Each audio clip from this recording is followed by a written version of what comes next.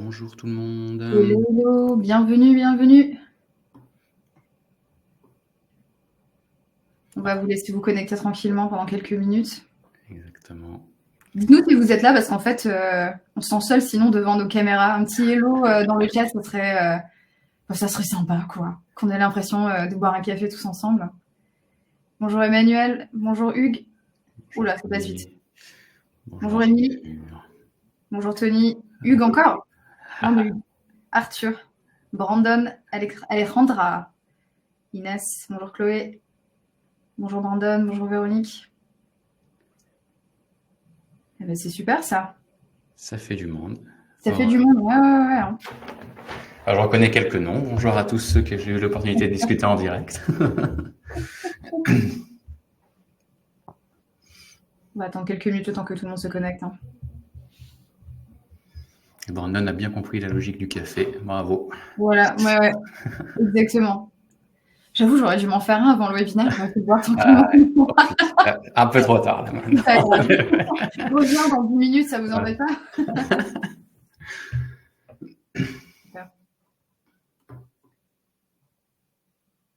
Ok. Je propose qu'on commence. Parce que j'aimerais bien qu'on ait du temps pour les questions. Et le temps qu'on se présente, je pense que tout le monde sera arrivé. Qu'est-ce que t'en penses, Benoît? Ouais, carrément. Surtout là, ça va être un petit peu d'introduction, expliquer un peu qui on est. Donc, je pense que... Super. Bah écoutez, c'est parti. Allez. Eh ben, écoutez, encore une fois, bienvenue à tous. Heureux de présenter aujourd'hui ce webinaire avec Sophie. Voilà, on a décidé, suite aux grands événements qui arrivent, qui sont le Black Friday, les fêtes de fin d'année, des moments très importants pour de nombreux e-commerçants et commerçants de manière générale d'ailleurs.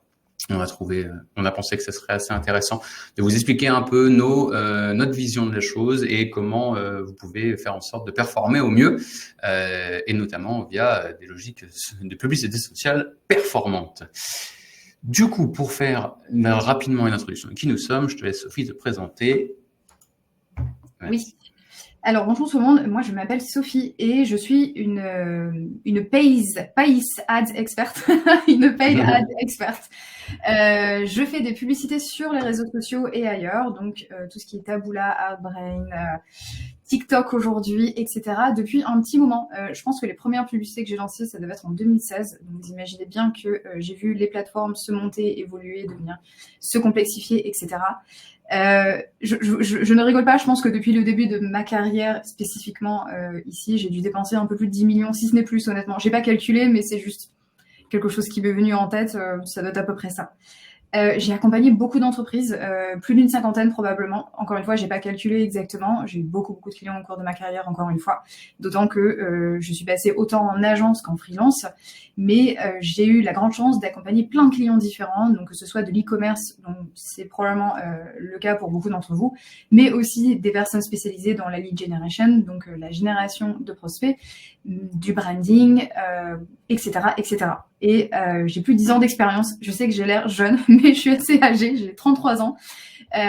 Et j'ai commencé les publicités quand j'avais 23 ans, donc tout au début de la plateforme. Et c'est tout pour moi, c'est déjà pas mal. Je pense que Benoît, je vais t'essayer de présenter. Tout à fait. Alors, juste avant, je vais vous publier un petit sondage pour qu'on puisse regarder les résultats ensuite après. Ce sera de savoir si vous avez déjà fait des offres spéciales, si vous allez faire des offres spéciales Black Friday. Et du coup, vous l'avez normalement qui est ici. Voilà, vous pouvez répondre.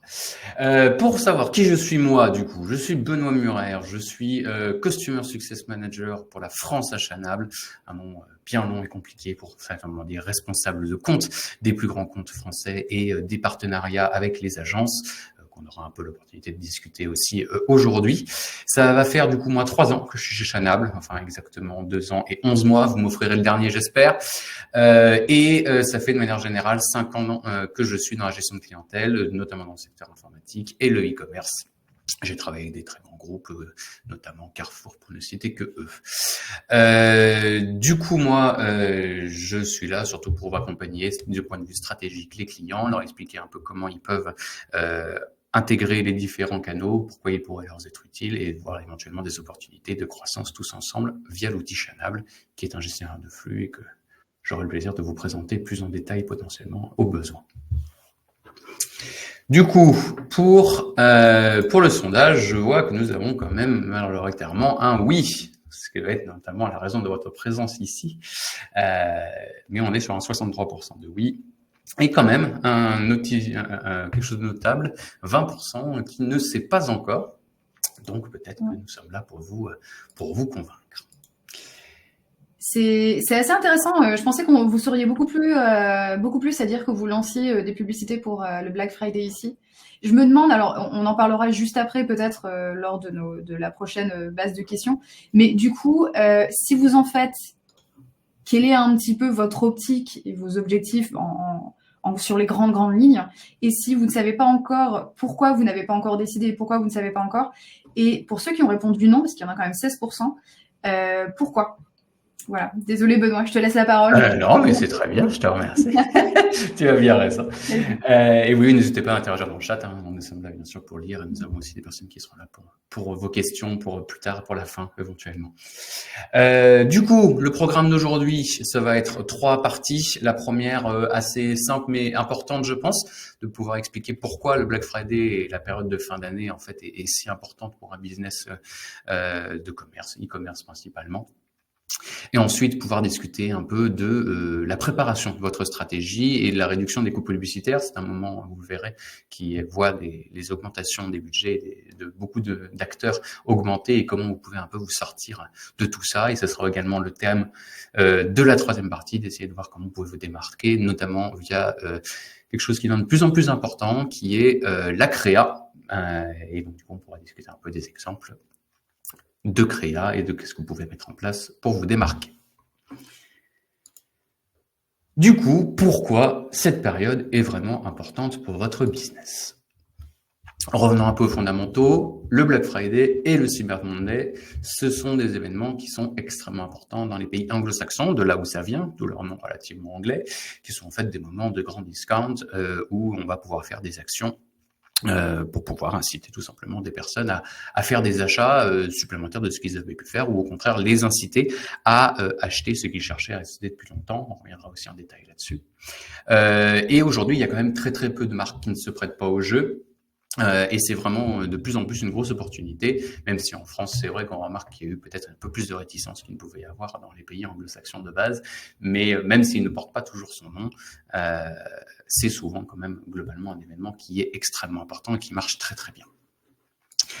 Et je disais justement, on a vu qu'en France, il y avait eu quelques petits mouvements de protestation à un moment, et c'est pour ça qu'il y a plusieurs événements qui sont apparus, notamment le Green Friday. Alors, je sais pas, vous dans le chat, dites-moi si vous en aviez déjà entendu parler, mais en gros, c'est un événement qui cherche justement à contrer le Black Friday qui a souffert de jugements du style surconsommation, achat compulsif, incitation à la consommation non raisonnée.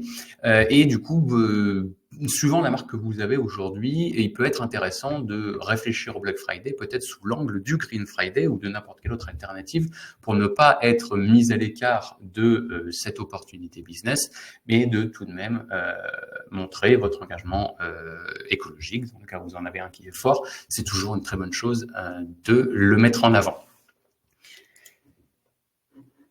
Et du coup, quels sont les avantages du Black Friday, du Cyber Monday et de manière générale de la semaine qui tourne autour? C'est globalement 4 points principaux. Les 4 points principaux, ça va être en fait l'acquisition de nouveaux clients. Alors certes, de l'acquisition, mais il faut faire attention, ce sont des clients qui vont faire des achats qui sont relativement isolés, une fois, la bonne affaire, le bon produit qu'ils cherchaient depuis longtemps. Donc ça fait une durée de vie qui peut être parfois un peu plus basse qu'un client déjà fidèle qui vous suit depuis longtemps. La deuxième, ça peut être tout simplement d'escouler vos stocks, vu que je vous ai dit c'est une augmentation générale de vente quand c'est bien préparé. Ça peut permettre juste avant les fêtes de se travailler déjà à l'écoulement de ces stocks, de produits. Et ça peut être aussi une partie plus découverte de vos produits. Ça peut être pour tout simplement vous faire mieux connaître, pour avoir les cadeaux de Noël déjà en prévision. On remarque vraiment de plus en plus de gens qui font des achats dès le Black Friday pour les cadeaux de Noël, parce que c'est encore une fois souvent des très bonnes affaires. Et le dernier, ça va être tout simplement pour la partie des clients fidèles, de les chouchouter, de leur montrer des choses qu'ils n'ont pas vues depuis longtemps, pour les réinciter éventuellement, dans le cas de clients qui n'ont pas acheté depuis longtemps, les réinciter à être réintégrés dans le système de vente de la boîte de votre entreprise et s'assurer qu'on relance un système et un cycle de fidélisation et d'achat. Du coup, je vous ai déjà mis un peu en garde et vous expliqué un peu les avantages grossièrement, mais est-ce qu'il faut se lancer sur le Black Friday? Je vous ai dit qu'en effet, de plus en plus d'entreprises le font. Je pense qu'en fait, la réponse, elle n'est pas vraiment toute faite. Il faut en fait tout simplement vraiment comprendre, vous, selon votre stratégie et votre vision de la chose, pourquoi vous voulez participer à ce Black Friday, à ce Cyber Monday. Il y a plein d'entreprises, malgré tout, qui ne le font pas et qui s'en sortent très bien parce que c'est en accord avec toute une stratégie globale. J'entends bien que l'idée principale, c'est un peu toujours le cas quand on est une entreprise, c'est qu'on veut faire de l'argent. Mais c'est bien sympa de dire qu'on veut faire de l'argent, mais c'est un peu le cas de tout le monde. L'idée, c'est de savoir par quel biais vous voulez le faire. Et il faut bien comprendre une chose très importante, c'est qu'on ne peut pas tout faire. Je vous ai donné déjà 4 raisons qui peuvent vous inciter à vouloir le faire, mais chaque segment requiert une vision bien précise, une stratégie bien précise et une communication bien précise. On ne va pas parler de la même manière à quelqu'un qui n'a jamais entendu parler de nous, à quelqu'un qui est un ancien client qu'il faut refidéliser ou simplement à une vente de masse. Donc, il va falloir vraiment définir le pourquoi pour pouvoir définir le comment. Et pour vous aider éventuellement dans cette logique, c'est en fait essayer de comprendre pourquoi les gens achètent lors du Black Friday et des fêtes de fin d'année. Bon, Noël, je ne vais pas vous faire l'offense de vous expliquer que c'est pour les cadeaux de fin d'année. Vous savez qu'il y a une fête un peu importante depuis quelques années maintenant en France, à Noël, et du coup, s'assurer qu'on va être la personne qui va être retenue pour vendre pour les cadeaux, c'est toujours une bonne chose. Et pour le Black Friday, ça va et le Cyber Monday, ça va dépendre de 3 grandes choses. Selon moi, c'est tout simplement le discount, purement et simplement, profiter de prix réduits, éventuellement sur même souvent des produits sur lesquels des gens sont en train de regarder depuis un certain temps parce qu'ils ont vu vos communications, vos pubs en temps normal et ils voient là l'opportunité géniale de pouvoir l'avoir à un prix réduit. De manière générale, toujours cette logique de prix, bien entendu, ça sera éventuellement de faire tout simplement une offre qui est absolument impossible à refuser. Et donc, du coup, vu que l'opportunité est beaucoup trop forte, ça va les inciter à se lancer. Et enfin, du coup, la combinaison des deux, c'est de se dire, mais c'est génial, en fait, j'ai Noël bientôt, et c'est l'opportunité de déjà faire les premiers achats, voire pour certains tous les achats, et pouvoir s'esquiver le fameux stressant 25 décembre dans la voiture, dans les embouteillages à Carrefour pour essayer de trouver un cadeau à la nièce et à l'enfant. Donc, c'est plutôt important et intéressant de définir ces raisons-là. Tout ça pour dire qu'en fait, tout simplement, il faut absolument identifier le pourquoi vos clients achètent et adapter votre stratégie en conséquence. Et ça tombe bien parce que nous avons prévu de vous expliquer en quelques points les points importants à retenir et à mettre en place pour s'assurer une bonne intégration dans le Black Friday et dans le Cyber Monday.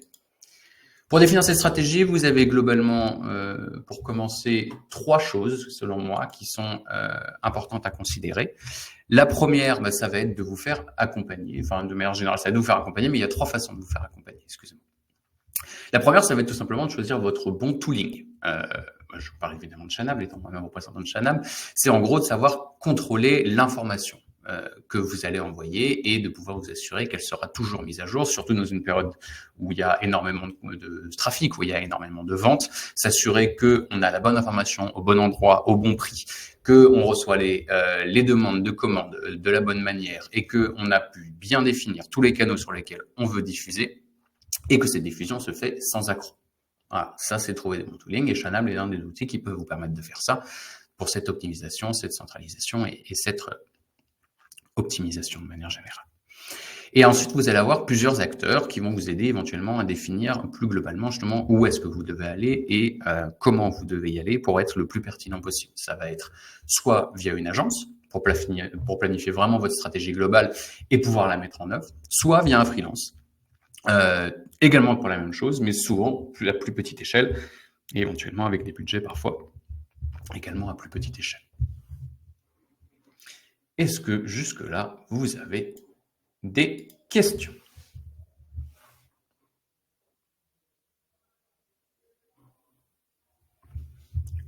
Merci Hugues, merci Manon, heureux d'être aussi clair. Très bien, merci Émilie. Et bien dans ce cas-là, je vais laisser Sophie avancer, je pense. Mais n'hésitez pas à renvoyer vos questions, encore une fois, on pourra y répondre à la fin.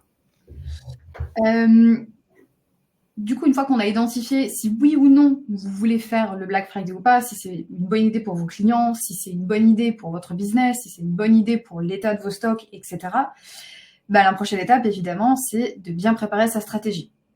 Mais avant qu'on y aille, on a quand même un autre petit sondage pour vous, qui est effectivement, est-ce que vous avez déjà une bonne stratégie en place? Alors là, je vais attendre un petit peu les votes. Ouh là là, c'est pas vite. Attention. C'est marrant, c'est comme si il y avait une course entre toutes les réponses. À chaque fois, c'est assez drôle à regarder. J'aimerais beaucoup partager mon écran. Ah, ok. Hyper intéressant. Donc en fait, résultat des votes, on a à peu près 70% d'entre vous qui travaillent encore. On a 20% d'entre vous qui n'ont pas de stratégie. Et on n'en a que 10% qui ont leur stratégie en place. C'est hyper intéressant. Hyper intéressant. Et je pensais qu'on serait un peu plus entre le oui et j'y travaille, qu'il n'y aurait pas autant de j'y travaille, honnêtement. Surtout que on est, je pense, 1 mois et demi, parce que c'est le 24 novembre, le Black Friday, cette année. Ok, super. Merci à ceux qui ont répondu. C'est pas un caout. Non, Emmanuel, c'est pas un caout. Normalement, ça va s'afficher sur ton écran lorsqu'on lance le sondage, tout simplement. Donc, je sais pas. Ok, Hugues est en train de taper. Super. Pendant que je continue sur la suite, si vous avez des questions spécifiques par rapport à la stratégie ou par rapport aux slides, n'hésitez pas, je jette un coup d'œil sur le chat. Sinon, vous aurez évidemment le... Oui, voilà, tu peux cliquer sur le sondage également. Bref, sinon, vous aurez un temps pour les questions juste après, c'est parti. On continue. Un petit rappel pour celles et ceux présents parmi nous qui font déjà des publicités sur plusieurs réseaux, sur plusieurs canaux, etc. Lorsqu'on fait des publicités sur ces canaux, ce n'est pas on met de l'argent et du coup, notre publicité sera forcément vue en haut de la timeline. Lorsque vous aurez Facebook, Instagram, Le Bon Coin, etc., c'est une enchère. Et cette enchère, en fait, l'algorithme de l'enchère ou l'équation de l'enchère est très différente pour chaque réseau social. Pour chaque réseau social, peut-être, oui. Pour chaque réseau. En gros, il va y avoir une équation ou une enchère qui est très propre à Meta, une enchère qui est propre à Le Bon Coin, une enchère qui est propre à TikTok, etc. Et cette enchère, effectivement, elle est extrêmement variable selon le nombre de personnes qui enchérissent. Donc, par exemple, en mars, après les soldes, après le tout début d'année, etc., les prix sont totalement différents que ceux qu'on va avoir, par exemple, en novembre ou en décembre. Parce que qui dit un nombre de personnes qui font le plus de publicité et qui, du coup, dépensent plus tous en même temps, dit que l'enchère pour le bien ici, donc le coût publicitaire, va augmenter. En moyenne, sur les dernières années, par rapport à une période dite normale, je vois les coûts augmenter de 30 à 60%. Donc les coûts publicitaires. Pour ceux qui sont familiers, je me réfère plus particulièrement au CPM, donc au coût par 1000. Or, ça devient très problématique puisque si on paye plus cher, ça veut dire que nos coûts d'acquisition sont plus chers également. Oui, c'est fort possible que vos coûts d'acquisition vont être plus chers, mais, on est aussi dans une période avec une intention d'achat qui est beaucoup plus forte. Donc, on paye plus cher pour acquérir potentiellement des nouveaux clients ou un retour client, etc. Mais d'un autre côté, ces clients, en fait, ont de grandes chances de dépenser plus que ce soit au niveau du panier ou que ce soit au niveau du montant, que ce soit au niveau du volume d'achat, à cette période-là qu'une autre période. Donc encore une fois, c'est toujours une histoire d'équation, c'est toujours une histoire de tout ce qu'on a vu dans la première partie, à savoir pourquoi vous faites le Black Friday, pourquoi vos clients achètent au Black Friday chez vous, et si c'est une bonne idée pour vous de le faire. Une fois que vous avez établi cette stratégie, que vous comprenez bien vos chiffres, que vous comprenez bien pourquoi vous faites ça, et que vous prenez en compte que votre enchère de publicité sera beaucoup plus chère, dans ce cas-là, si ça fait toujours sens pour vous de faire le Black Friday, vous allez pouvoir le faire et commencer à construire votre stratégie. Mais je pense qu'il est hyper important ici de vraiment bien prendre en compte tous ces éléments avant de se lancer. En fait, tout ce que Benoît et moi on est en train de vous dire, c'est ne vous lancez pas les yeux fermés en disant bon, ok, tout le monde fait des pubs, faut qu'on le fasse aussi, allez, on fait moins 30% sur tout le site et on voit comment ça se passe. C'est pas aussi simple que ça. Je pense sincèrement qu'il faut s'y prendre un peu à l'avance, qu'il faut se poser, qu'il faut réfléchir, parce que peut-être que 30% sur tout votre site est une bonne stratégie, je dis pas du tout que ça ne l'est pas, mais peut-être que pour votre business, peut-être que pour votre e-commerce, ça n'est pas du tout une bonne stratégie, et dans ce cas-là, il faut pouvoir identifier ce qu'est la bonne stratégie pour vous. Alors comment on fait ? Alors d'abord, on va identifier les cibles. Alors là, vous allez me dire, oui, mais surtout certains d'entre vous, on est quand même assez établis, on connaît nos cibles, on sait ce qu'on veut faire, etc. Ben oui et non. Parce que pendant le Black Friday, tout ce qu'on veut faire également, c'est de pouvoir contrôler les coûts. Et contrôler les coûts d'acquisition, même si je vous dis qu'il y a beaucoup d'intentions, etc., ça, c'est une partie, mais la deuxième partie, c'est effectivement de bien gérer vos cibles. Et là, vous vous dites, bah, génial, on va faire des pubs, on va aller acquérir de l'audience froide et on va acquérir plein de nouveaux clients pour les faire revenir un peu plus tard potentiellement. Sauf que, évidemment, c'est la cible la plus chère et la plus difficile à atteindre lors du Black Friday en termes de publicité. Quand je dis audience froide, alors ce sont des audiences qui n'ont pas été touchées par aucune de vos actions marketing dans les derniers 365 jours pour les marques qui sont connues. Donc si on a du La Fuma, du La Durée, du Gardena, etc., évidemment tout le monde connaît ces marques-là, mais n'ont pas forcément été touchées par des ads dans les dernières années, donc on les considère froides.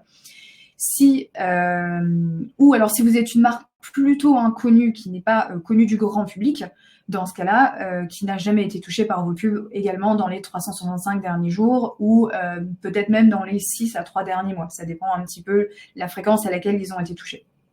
Bref, une audience froide, oui, c'est possible, faites-le si ça rentre dans votre plan et dans votre stratégie d'acquisition pour le Black Friday et pour les fêtes de fin d'année. Par contre, si vous y allez, soyez sûr d'utiliser des audiences qui fonctionnent déjà. Donc, si par exemple vous êtes sur des régies publicitaires, des réseaux sociaux comme TikTok, Meta, etc., restez sur des audiences plutôt larges, restez sur des audiences basées sur des lookalikes, donc des audiences similaires, plutôt que sur des audiences basées sur de l'intérêt ou très restreintes.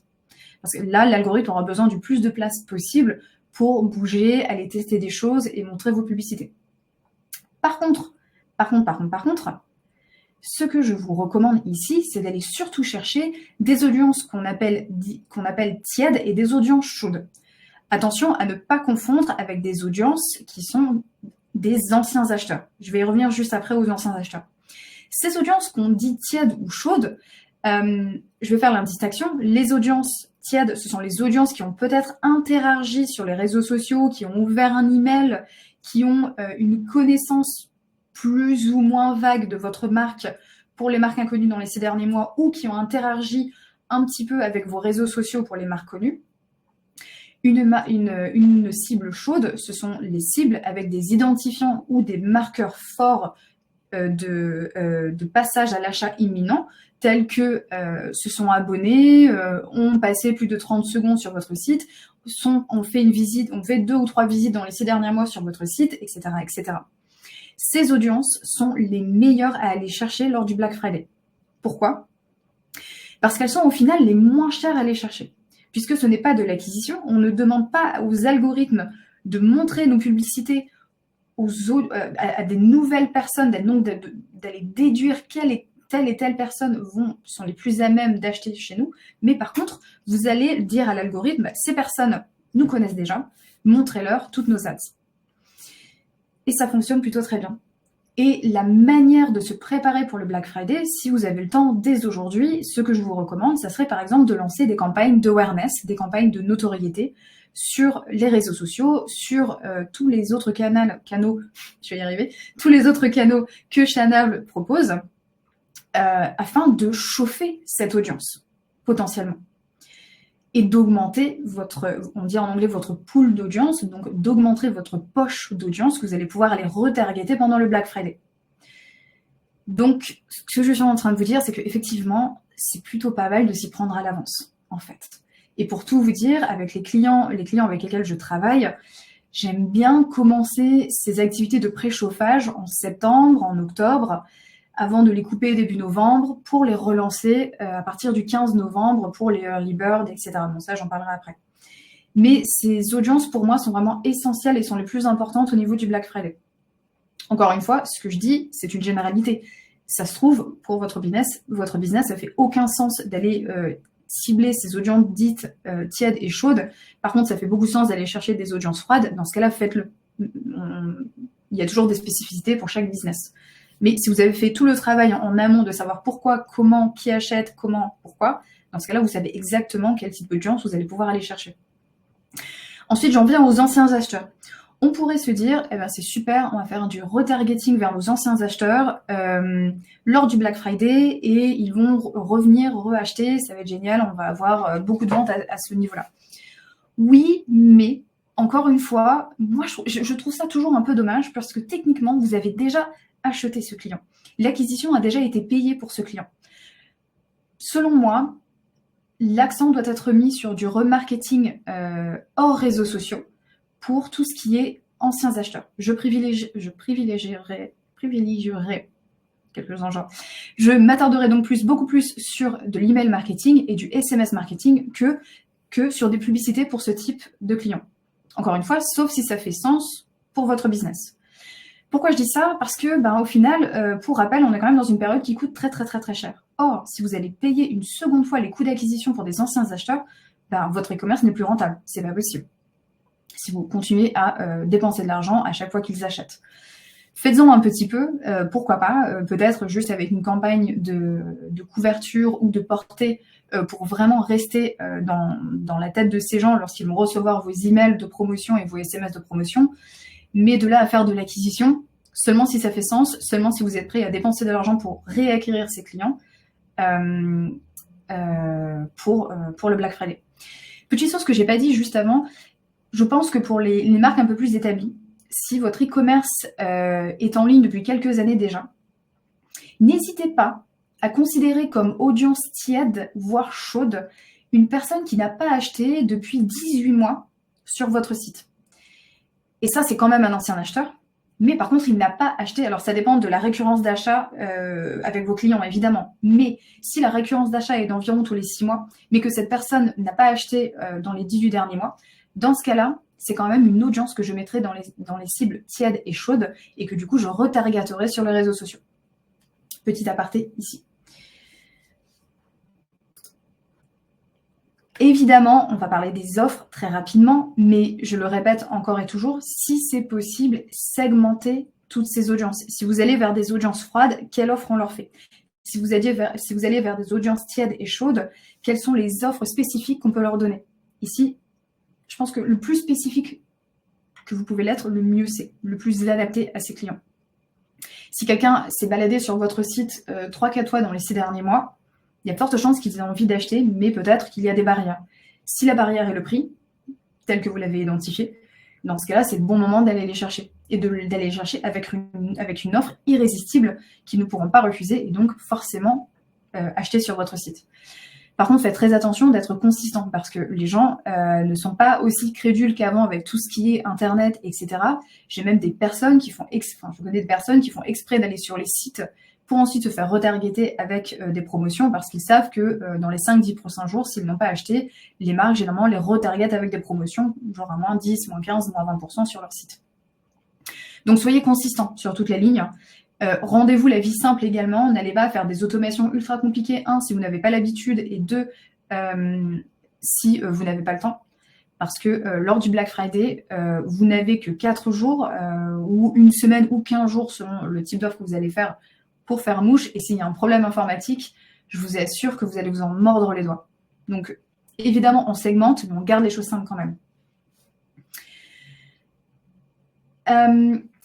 J'en ai déjà parlé juste avant, et je le répète encore ici. Oula, il y a un petit changement. Ouais, c'est bon, je l'ai, on est revenu. Vérifiez bien que tout votre data est de bonne qualité et que vous regardez bien que tout est bien enregistré. C'est-à-dire qu'il y a un pixel d'installé sur votre site, c'est-à-dire qu'il y a UTM d'installer sur votre site. Je vais revenir sur le tracking un peu après. Mais évidemment, bien identifier vos segments passe par un tracking de qualité. J'irai vérifier aujourd'hui. Je fais toujours une vérification chez mes clients environ tous les 6 mois parce que les choses se cassent, les choses bougent. Si on est sur Shopify, il y a peut-être un nouvel outil qui a été installé dans les 6 derniers mois qui s'intègre très très mal avec vos outils de tracking, avec Shanable, etc. Dans ce cas-là, vérifiez. Vérifiez si tout est bien installé, si vous avez bien toutes les informations dont vous avez besoin. Si vous ne les avez pas, ce serait le bon moment de checker. Identifier les meilleurs canaux. Alors, je parle beaucoup de Meta, de TikTok, de Le Bon Coin, etc. Mais Shanable, et je pense que Benoît, tu vas pouvoir en parler un peu plus longuement un peu plus tard, offre des multitudes de canaux qui sont moins utilisés peut-être, mais qui auront un impact tout aussi grand. Je confirme. Je confirme. C'est vrai que j'ai souvent, mes clients ont souvent la réflexion de se dire on va faire des pubs sur Meta, ça va être génial, etc. Oui, mais Meta, c'est quand même la plateforme la plus utilisée pour les marketeurs digitaux en ce moment ou ces dernières années. Or, il y a plein d'autres canaux qui pourront tout aussi bien fonctionner pour vos segments, etc. Même si, par exemple, ça ne concerne que 10% de votre audience ou de votre cible, si ces 10% voient principalement vos pubs, il y a de fortes chances que vous ayez un rendement sur ces 10% qui soit largement supérieur aux 50% qui se trouvent sur Meta, sur TikTok, etc. Donc, identifiez bien les bons canaux. Encore une fois, et identifier l'offre qui leur conviendra. Donc là, je me répète un petit peu encore une fois. J'aime bien me répéter parce que je pense que comme ça, le message rentre un peu plus. Mais effectivement, un segment, une offre très claire. C'est ce qui va fonctionner le mieux ici. Je vous donne quelques idées de segmentation. Parce que je parle beaucoup de ça, mais je pense que les gens parfois ont du mal à comprendre à quel point on peut être très spécifique. Par exemple, j'en ai beaucoup parlé juste avant, mais des personnes qui ont visité votre site 2, 3, 4, 5, 6, 7 fois. Si vous avez Google Analytics d'installer, normalement, vous allez pouvoir traquer ce type de personnes. Google Analytics couplé à Meta ou des choses comme ça. Vous allez pouvoir voir, vous allez pouvoir identifier ces personnes et leur créer une offre spécifique. Très, très important. À quel point les personnes ont interagi avec vos publicités. Vous pouvez tout à fait, si vous faites des publicités sur Meta, sur TikTok, etc., créer des audiences à partir de personnes qui ont vu, par exemple, 2 ou 3 de vos vidéos. Et là, vous vous dites, waouh, là, ils sont hyper chauds, il faut absolument leur faire une offre irrésistible, on va leur lancer, c'est parti. Les personnes qui sont abonnées à votre newsletter, mais qui n'ont pas acheté dans les 6, 12, 18, 24, 36, etc., derniers mois. Comme je l'ai dit, selon votre marque, entre 1 an, 18 mois, 6 mois, sur le produit que vous vendez et votre marque, encore une fois, une cible peut être considérée comme de nouveau tiède, voire froide, si elle n'a pas interagi. C'est le moment d'aller les rechercher.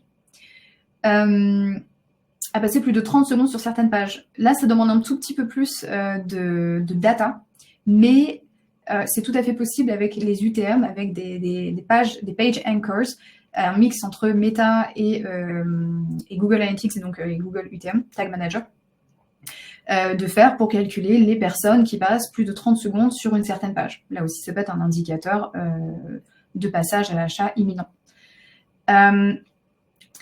Identifiez également les gens qui ont tendance à n'acheter sur votre site que lors des soldes, des promos, etc.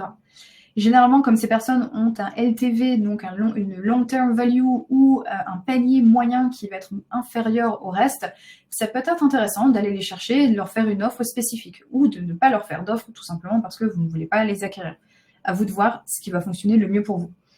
Bref, il y a des centaines et des centaines de possibilités, de marqueurs, etc.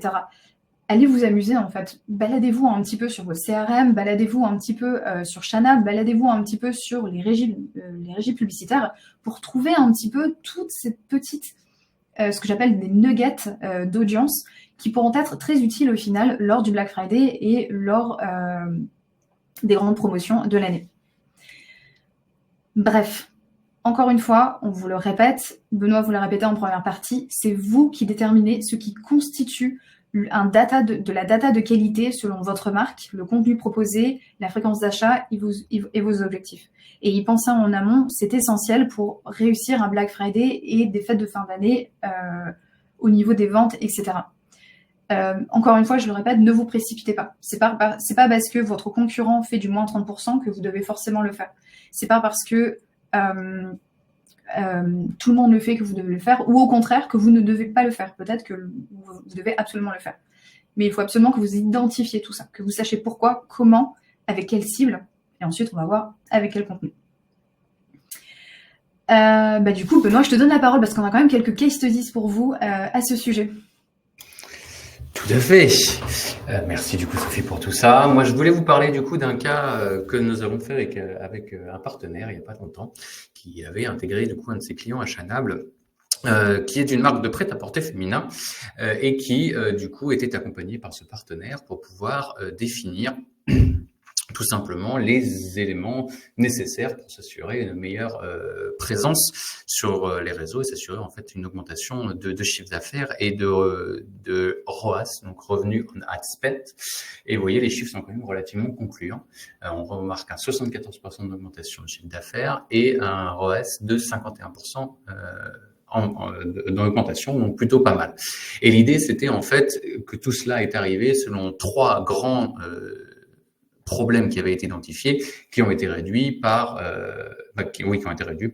l'utilisation de Shanable, ce qui leur a permis en fait de réduire les tâches chronophages qu'ils avaient et surtout de faire l'optimisation de flux, comme je vous en parlais un tout petit peu tout à l'heure. Et surtout, je pense que vous finissez par comprendre, par une définition des segments. Donc le premier sujet, c'était tout simplement une couverture SEO. Donc pour le coup, ils avaient utilisé Shanable notamment pour faire de l'enrichissement de données, qui est en soi relativement classique, qui peut être géré même en interne techniquement, mais qui permet en fait tout simplement de s'assurer qu'on va avoir une vraie visibilité sur les moteurs de recherche tels que Google, et que quand on tape, je sais pas, sneakers pour femmes, et du coup ça tombe sur nous, tout simplement. Sans que ce soit la payante en elle-même. Et surtout, ça c'était le gros sujet qu'il y avait vraiment à travailler, c'était en fait un flux non standardisé. Il y avait en fait, c'était un groupe relativement grand qui avait en fait plusieurs départements, qui avaient un peu chacun sa possibilité d'intervenir sur le flux, de changer des petites infos, de changer des virgules, de changer des espaces, de changer ce genre de choses là, et qui faisait qu'en fait chaque champ avait un peu sa propre nomenclature suivant le département dans lequel il était enrichi ou changé. Et l'idée, ça a été tout simplement de réussir à trouver un seul endroit où on va vraiment standardiser ça une bonne fois pour toutes. Et c'était l'équipe acquisition, bien entendu, qui était en charge de cela. Et ça a été aussi l'opportunité pour eux, du coup, de faire éventuellement quelques petits A/B testing, et qui est en fait un peu le seul scénario où j'accepte l'argument du mais non, mais il faut pas que ça soit standardisé, c'est de se dire, en effet, moi, je vais faire des petits tests comme ça, je vais lancer cette annonce-là et cette annonce-là, de telle manière, je vais voir laquelle ça va fonctionner le mieux, lequel fait le plus de performance. Et du coup, je vais ensuite pouvoir être capable d'adapter. Mais là, on revient en fait dans ce qui a été déjà plus ou moins présenté par Sophie, qui est que, en fait, on a essayé d'avoir le petit nugget, la petite information de qu'est-ce qui plaît à notre audience. Et surtout, et ça c'est un mal très répandu sur Internet de manière générale, c'est des budgets qui sont dépensés au ressenti. Nous avons tous énormément de biais. Nombre de fois que j'ai pu avoir des clients qui m'expliquaient que ça c'était leur best-seller parce qu'ils avaient envie que ça soit leur best-seller tout simplement. Et en fait, les chiffres montraient que ce n'était pas du tout le cas.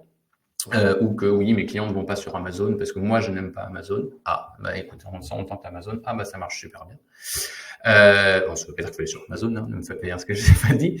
Mais donc du coup, en fait, on va définir des métriques objectives, des marges minimum qu'on veut mettre en place, des taux de clics, des budgets, etc., etc., etc. Et on va objectiviser tout ça pour pouvoir faire sa segmentation. On peut faire sa segmentation, comme disait Sophie également, sur combien de temps elle n'a pas vendu, ce qui s'est posé sur un site, le taux de clic, un taux de rebond, peu importe.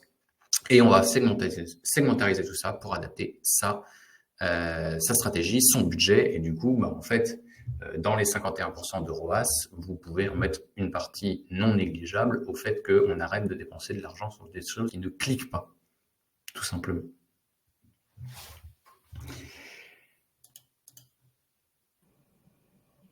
Sophie, je ne sais pas si vous voulez reprendre cette partie-là sur le tracking.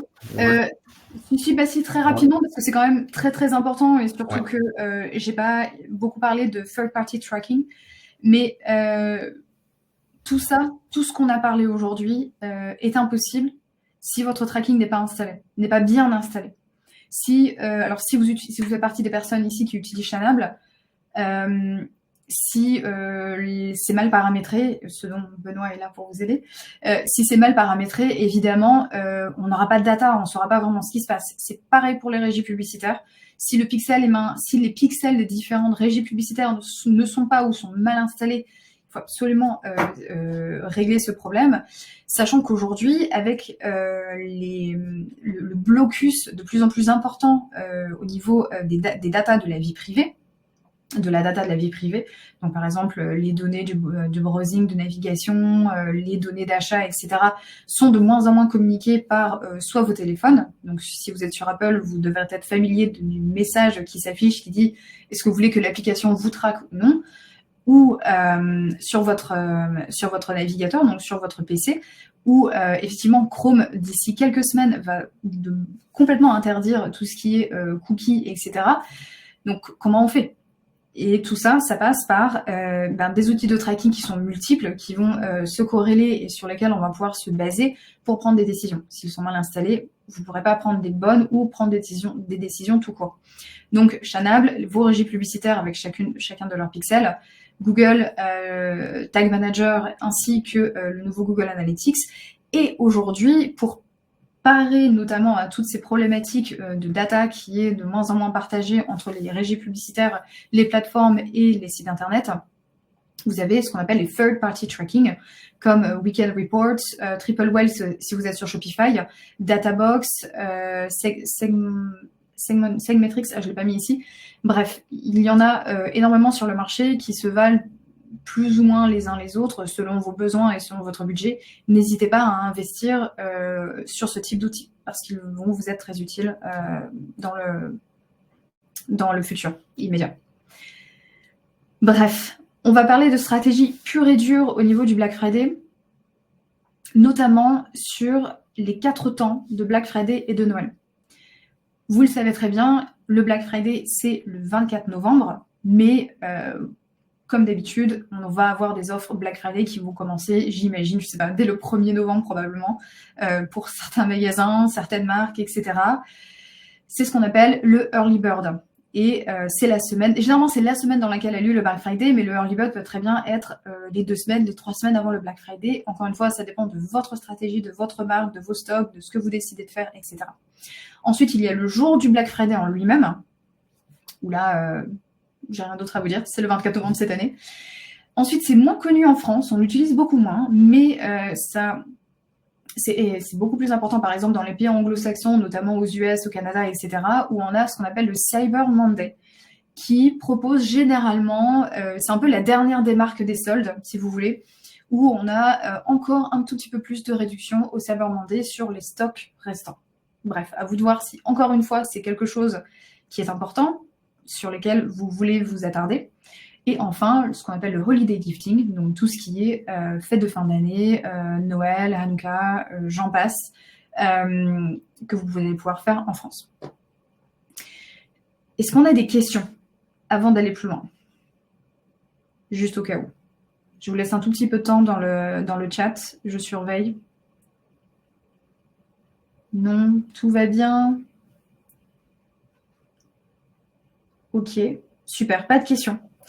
On a une petite surprise pour vous. Alors, je ne vais pas en parler aujourd'hui parce qu'on n'aura pas le temps, mais je vous ai mis dans les slides, on vous a mis dans les slides de cette présentation, il y a 2 slides. Une slide où on vous parle de toute une stratégie d'email, Donc, par exemple, email 1 à envoyer 15 jours avant Black Friday, email 2, 10 jours, etc., etc., avec aussi des trames de SMS. Et il y a également une slide sur une stratégie possible avec des réductions, etc. Si vous voulez y avoir accès, ce sera donc dans les slides qu'on vous donnera à la fin de ce webinaire. Benoît vous l'enverra. Tout à fait. Voilà. Ok, on va parler comment se démarquer face à la concurrence. Parce qu'évidemment, maintenant que vous avez votre stratégie, vous savez pourquoi, comment vous faites Black Friday, quelle promo, quel segment, quelle audience, etc. Maintenant, il s'agit de créer des visuels qui vont cartonner, qui vont attirer l'œil, qui vont, ce qu'on appelle, devenir des scrollers stoppers. Je crois que c'est une manière de dire qui a été rendue célèbre par l'agence Kudak, Théo Lyon notamment, qui en parle beaucoup, donc des scrollers stoppers. Et on va en parler juste maintenant. Ce que j'aime faire sur toutes ces créas et tout ce dont on va parler avant, ça serait si possible de les tester avant. Si vous vous rappelez, dans les slides précédentes, je vous ai parlé du fait que je commençais à préchauffer mes audiences à partir de septembre, octobre. Ben, en fait, c'est aussi une très bonne opportunité pour vous de tester vos créas. Alors, évidemment, pas avec la créa moins 40, moins 30 ou quelle que soit l'offre que vous décidez de faire, mais par exemple avec le même contenu UGC où vous coupez tout simplement la partie promo ou le contenu, le visuel, l'image statique, le carrousel sans la promo. Juste pour voir si les couleurs, si l'angle, si la copie, etc. fonctionnent bien avec votre audience.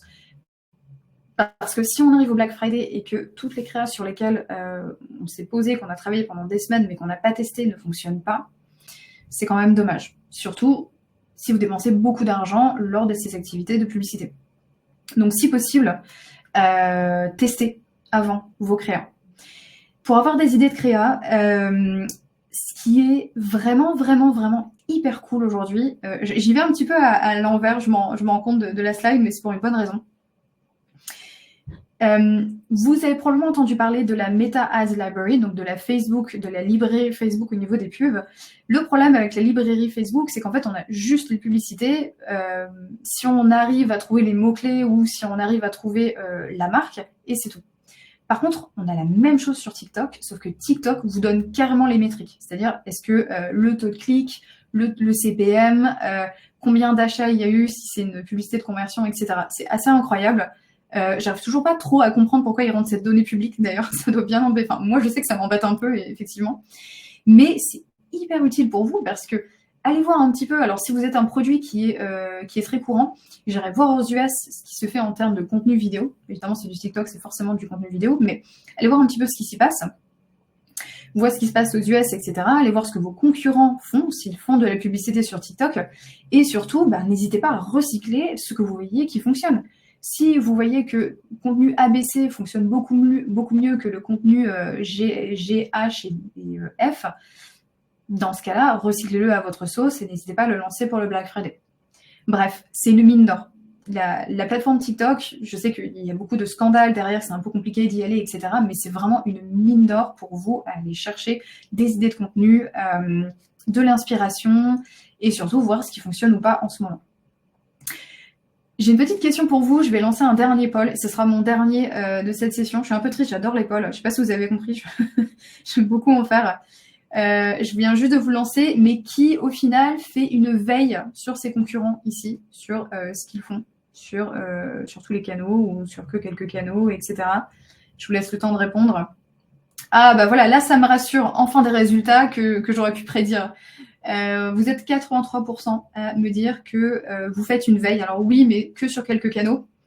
Et seulement 17% sur tous les canaux. Ah, il y en a quelques-uns qui ne savent pas comment faire. Honnêtement, si vous ne savez pas comment faire, c'est très simple. Vous allez sur Google, vous tapez TikTok, c'est la TikTok c'est pas librairie, c'est Content Library en anglais, TikTok librairie de contenu, j'imagine, ou bibliothèque de contenu. Ça va sortir. Vous allez peut-être devoir créer un compte, mais ça prend 2 secondes. Et pour Meta, c'est la librairie des pubs Meta. Vous allez tomber dessus directement. Généralement, c'est le premier ou le second lien. Donc franchement, ça devrait vraiment pas être compliqué ici. Ok, donc on est à 76% au final, où vous faites de la veille sur vos concurrents. Hyper important, évidemment. Si vous faites une veille régulière, ça pourrait être intéressant de voir ce que vos concurrents ont fait l'année dernière en termes de Black Friday et de Holiday Gifting, pour voir un petit peu comment vous allez pouvoir vous positionner cette année et surtout identifier ce que vos concurrents vont faire au final et pouvoir vous positionner par rapport à ça. Donc très important. Et du coup, on a encore une autre petite case study pour vous, pour vraiment illustrer le fait que si on a une très bonne stratégie, en fait, ça peut vraiment vous faire cartonner. Bref, j'en dis pas plus. Benoît, je te laisse parler. Ah, quelle introduction. Oui, et puis c'est même l'histoire de l'allier, comme je disais, sur la segmentation, mais aussi sur éventuellement les contenus de vos images, c'est de lier les deux sujets.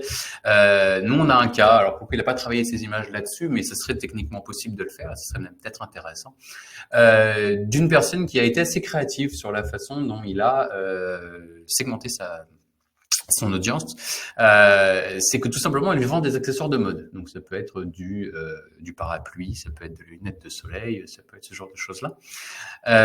Il s'est dit, mais en fait, je ne vais pas parler de la même manière en fonction de qu'est-ce qui se passe dehors, de ce qui se passe dehors, soyons français.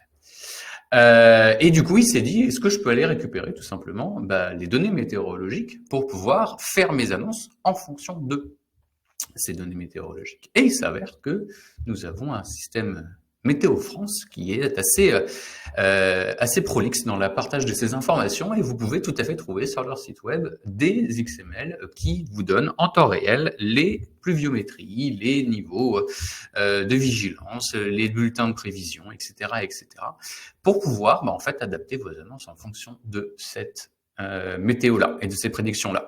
Ce qui lui a permis, en fait, tout simplement d'être extrêmement précis et de pouvoir définir un meilleur budget, et surtout de le réduire et d'arrêter quand il pleut, de dire qu'il faut acheter des lunettes de soleil et inversement.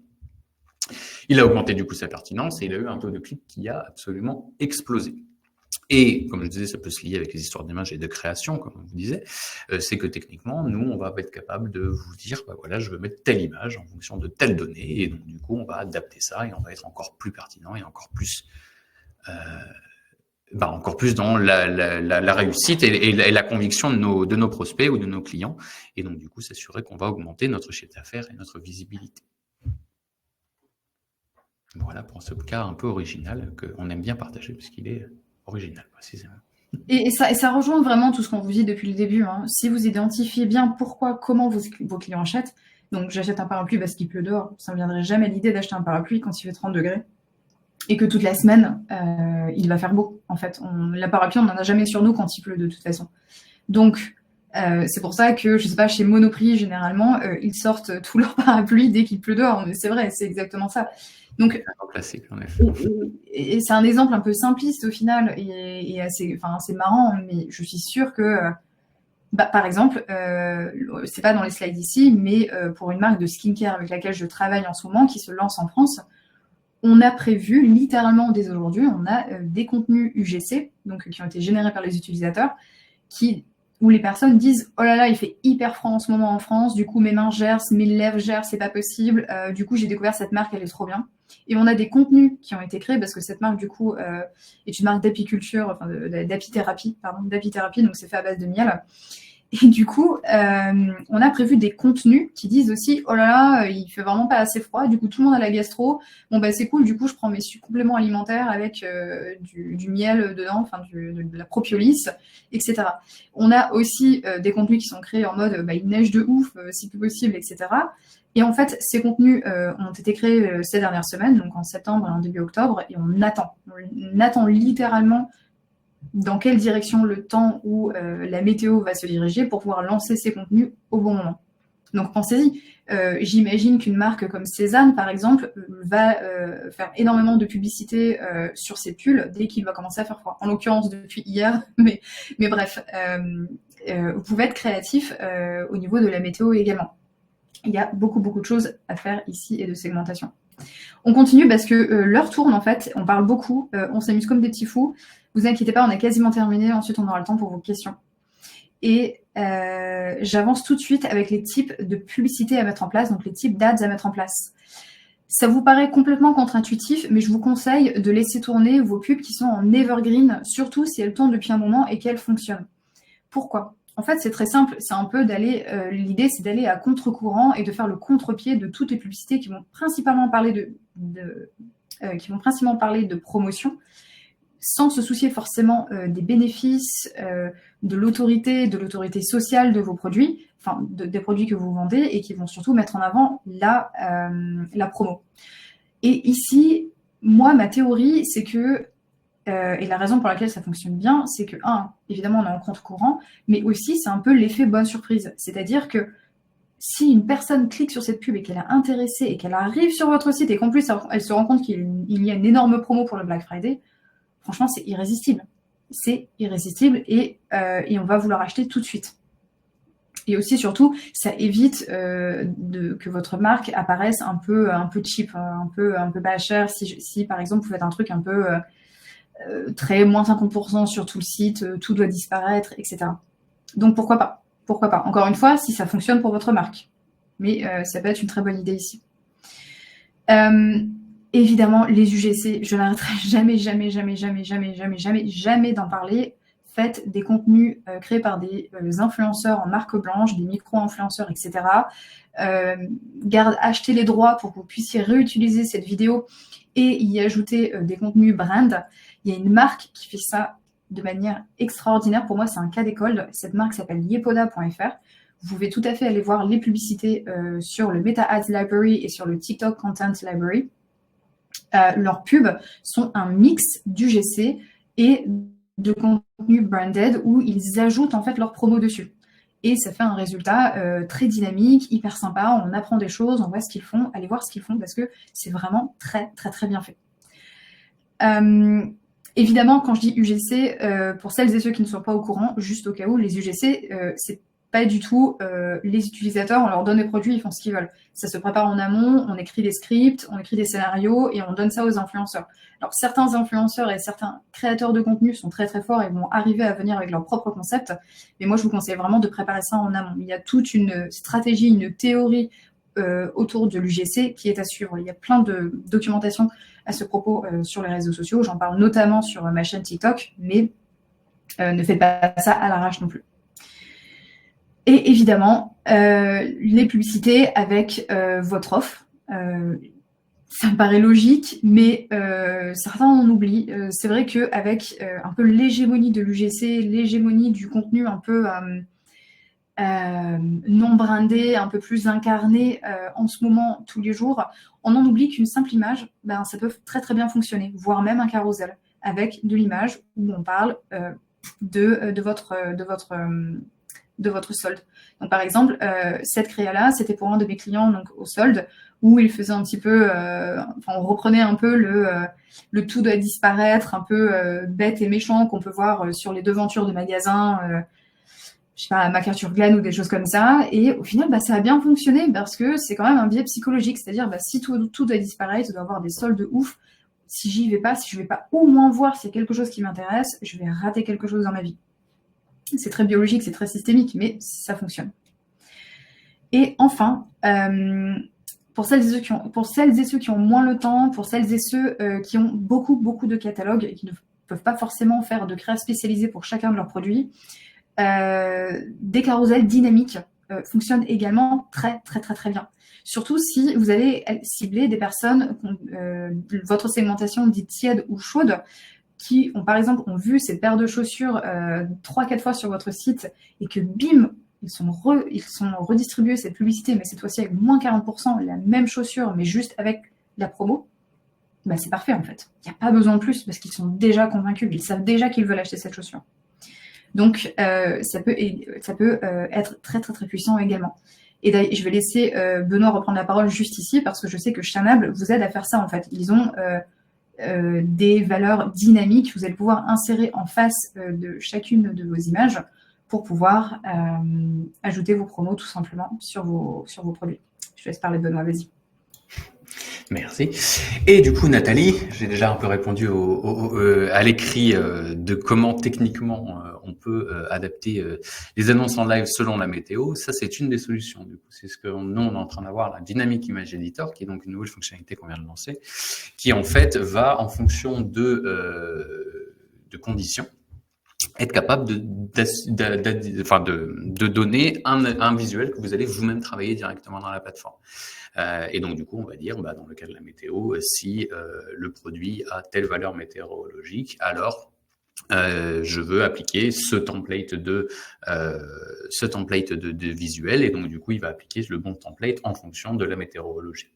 Donc ça, c'est une des possibilités, même si du coup ça sera avec l'Image Editor la possibilité d'avoir ces templates là justement qui vont s'adapter en fonction des conditions, mais il y a aussi la possibilité, dans le cas où vous avez déjà des visuels qui sont faits, que vous n'avez pas besoin de les travailler directement, la possibilité de faire des règles qui vont appliquer des valeurs différentes dans le champ envoyé au canal, donc l'URL, et du coup va s'adapter en fonction de la data que vous avez importée avec vos données météorologiques et des templates que vous avez donnés selon ces conditions.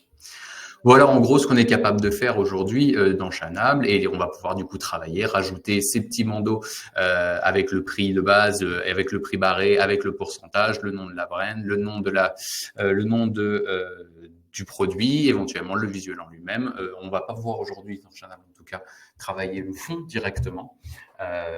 Donc il faudra avoir déjà votre bon fond, mais on sera dans la capacité en tout cas de faire déjà pas mal de modifications qui pourront être envoyées sur les canaux principaux, principalement des flux, c'est-à-dire qu'aujourd'hui, des API, malheureusement, type marketplace, sont pas toujours grands fans de vous laisser la liberté de faire ce que vous voulez avec vos images.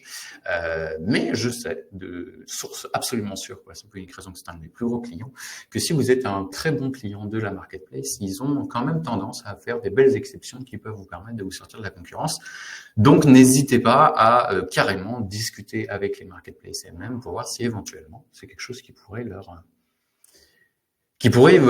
plaire, et donc du coup vous plaire aussi, parce que ça vous permettra d'autant plus de sortir de la masse. Voilà, j'essaie de faire rapidement aussi, parce qu'on est déjà un peu en retard. Donc du coup, on parle beaucoup. Ouais, on parle beaucoup. Mais du coup, c'est parfait, parce que ça permet d'introduire la slide juste après, qui est que vous pourrez trouver ici des petits QR codes avec tout simplement les redirections directes vers nos LinkedIn respectifs, et qui on pourra du coup, si vous avez de nombreuses questions encore et des besoins d'accompagnement, on sera capable de prendre contact avec vous. Enfin, prenez contact avec nous et de vous accompagner pour vous aider sur tout ça. Voilà. Je vous laisse la slide un peu, et du coup, je vous demande si vous avez éventuellement d'autres questions que vous aimeriez discuter. Si vous avez des questions, n'hésitez pas. Si vous n'avez pas le temps, que vous avez des réunions qui ont commencé ou qui commencent à 14h, vous pouvez également nous les envoyer sur LinkedIn ou par email. N'hésitez pas, on est là pour ça. Et bien sûr, le replay sera envoyé à tout le monde. Donc du coup, même si vous n'avez pas eu le temps de scanner ce QR code, vous pourrez le retrouver. Absolument. Je vois que Hugues est en train de parler, de taper. Du coup, je vais attendre. Je vais voir si c'est... Ouais. Hugues. Attends, merci à toi. Je m'en doutais, c'est Hugues.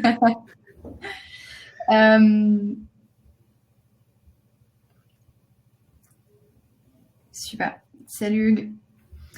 Pas mal de questions qui tournent, en effet. Bon, écoutez, dans ce cas, on va attendre peut-être encore 5 secondes, et si c'est pas le cas, du coup, je pense qu'on pourra s'arrêter ici, ou peut-être...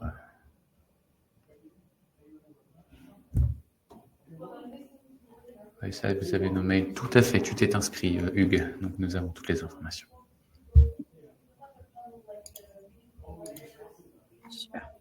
Super. Écoutez, j'ai vu plusieurs personnes qui avaient commencé à taper mais qui se sont arrêtées. Peut-être que vous avez le temps de vous en d'y aller, ou vous êtes un peu encore dans l'expectative de comment reformuler votre question. N'hésitez pas à nous contacter, et puis tout vous sera envoyé. Je vous remercie beaucoup pour votre présence et votre participation. Merci à tous, passez une bonne après-midi, et à très vite, j'espère. À très vite, j'espère. Ah, pour les slides, on a vos mails. Ah, j'avais pas vu les mails. C'est déjà avant. Ok, super. Bonne journée à tous. Bonne journée à tous.